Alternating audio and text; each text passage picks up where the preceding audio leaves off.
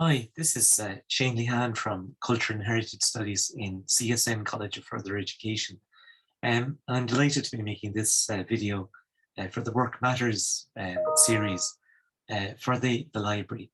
And I thought it would be a good idea maybe to share some of the experiences I've had with my students over the last 30 plus years in Coláiste Stiofáin Naofa, because we've been up to all sorts of different researches and projects and ideas.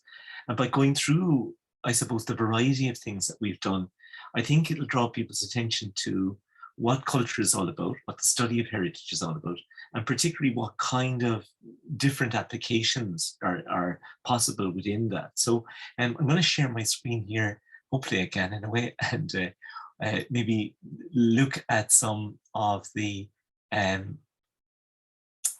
projects that we've been involved in over the years. So hopefully lots of nice visuals to come on this particular video. So I've had the joy, as I said, of teaching students, particularly I suppose teaching them in the field, as it were, because one of the great things about the course that I teach, we have field trips every single Wednesday, and we're out literally in the field. It's a course which is based on archaeology, the study of the past through the physical and the material remains.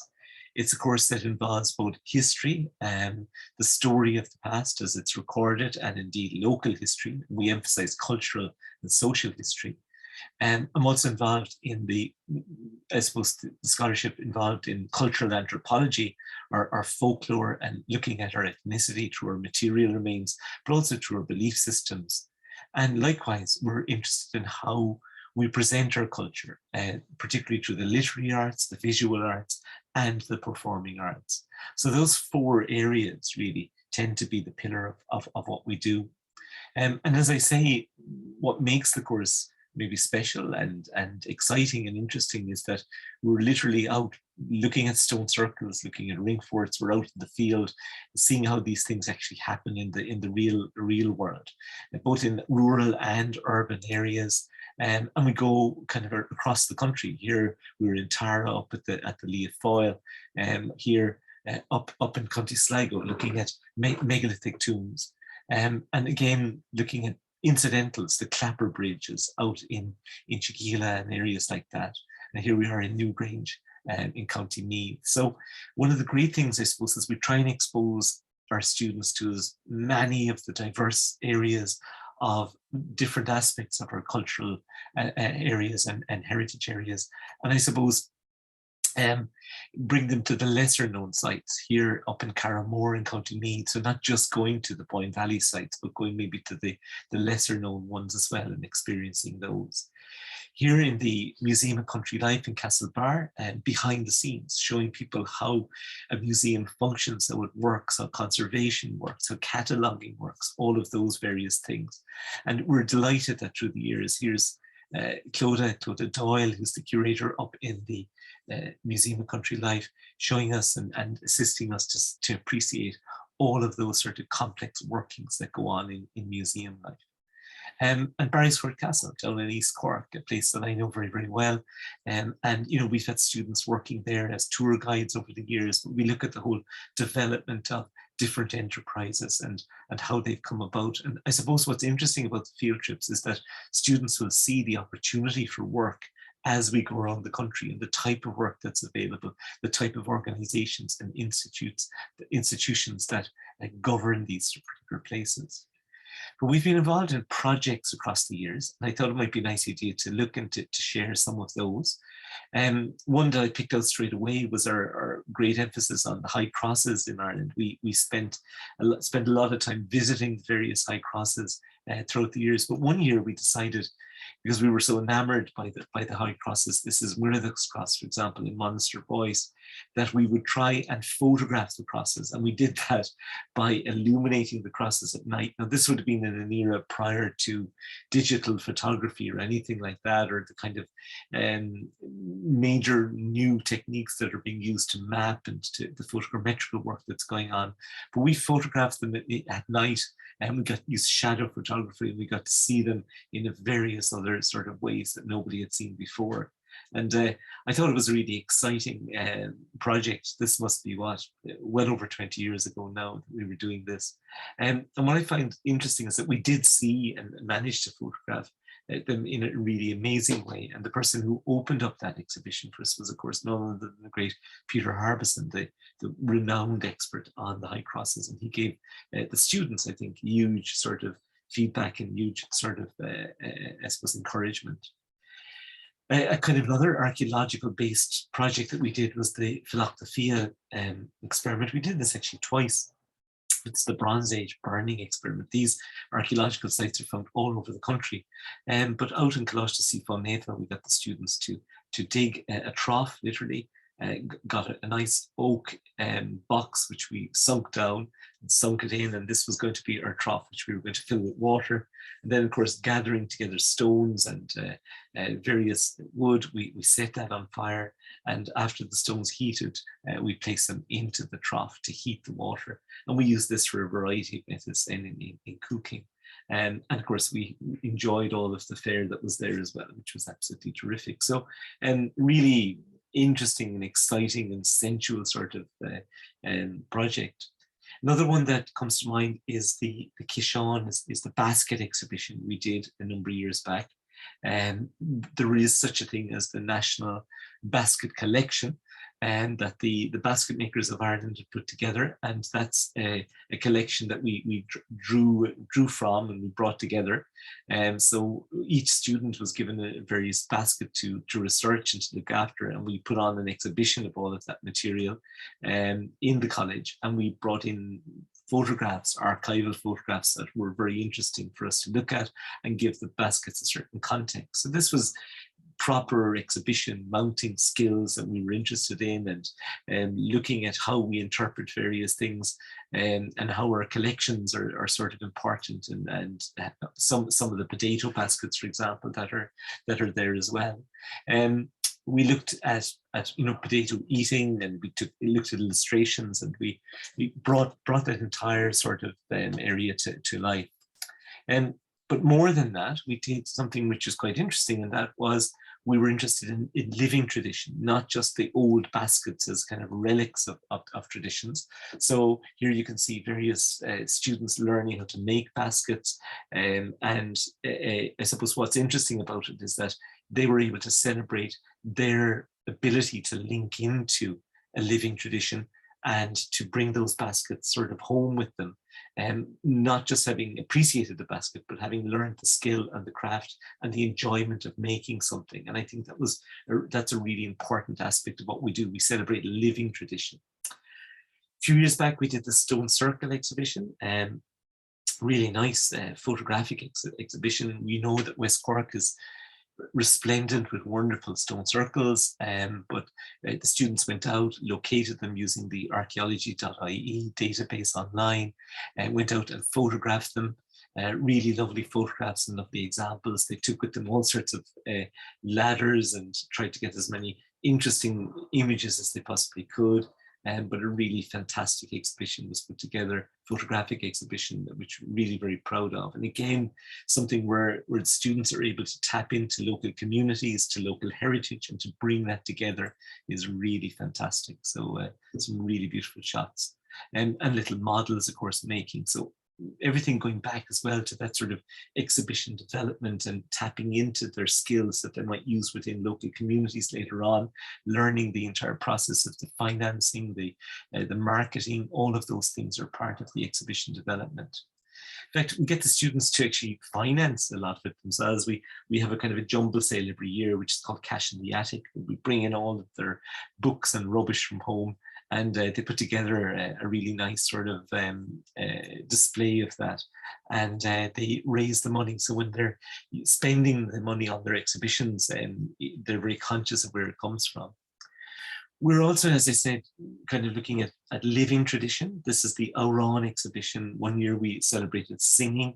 This is William Hammond again, and we brought in various singers to sing songs. Kathleen Begley, the fantastic Sean-Nós traditional singer, she came in and taught the students how to sing. We recorded all of that material and made it available online as well. And again, Tomás O'Connell, sadly no longer with us, you know, wonderful advocates of singing and music and living tradition. And that became available on iTunes U. That's a bit outdated now, but you know, that material, that digital material is there for everyone to enjoy. Over the years, we've been making Brigid's crosses with the students. Again, there's kind of many different types of crosses and many different variations on them. But in turn, the students have gone out to teach students how to make them, particularly through the primary schools, through the Cork County Council, through the library service. And the students have gone on, then those younger students have brought Brigid's crosses home, and there's a great sort of thrill about that sort of idea.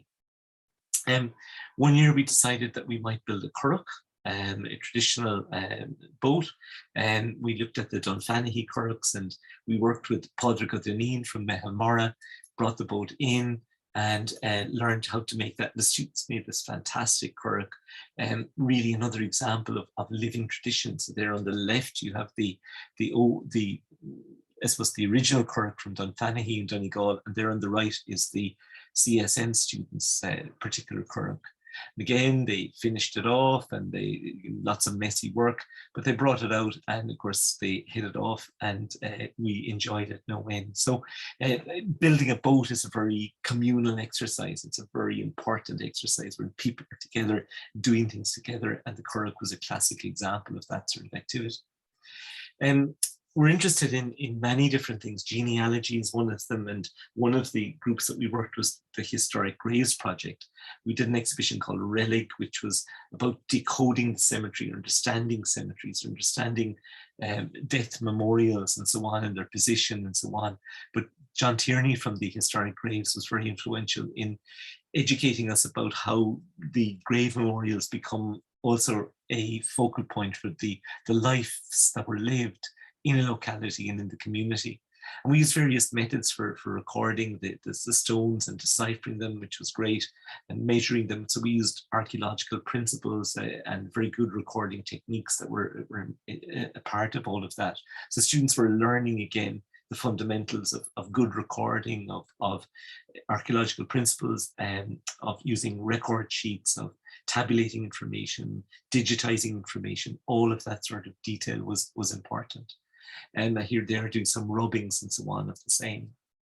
A number of years back, we did a storytelling festival, Scale, looking at different people's memories and storytelling of different sorts. Again, we digitized that material. Great Shanahees coming in at the hat there. Shawnee Larry, who came in doing puppet shows for the local school kids and so on and so forth. Really fantastic material and entertainment, but again, part of the living tradition. Confada O'Driscoll came in to not just to tell stories, but to sing songs and to play his music. So everything about the moment and about how heritage lives within us, not necessarily always within museums and within artifacts.